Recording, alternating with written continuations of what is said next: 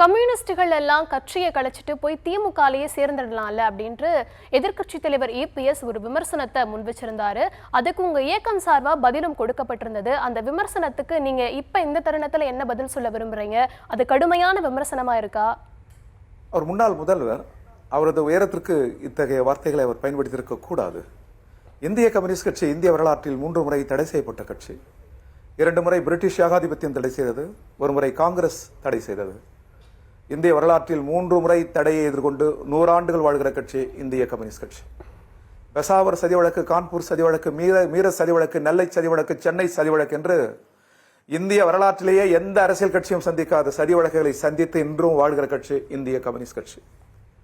அடக்கி ஒடுக்கியே அழிக்க முடியாத கட்சியை கலைத்து விடுங்கள் என்று அவர் சொல்வது என்பது அவரது அரசியல் உயரத்திற்கு நல்லது அல்ல.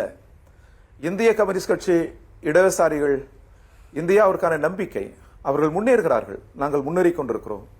ஒரு புதிய பூமியை, புதிய இந்தியாவை நிச்சயம் இடதுசாரிகள் படைப்போம். அந்த நம்பிக்கை திசை வழியில் நாங்கள் பயணித்துக் கொண்டிருக்கிறோம்.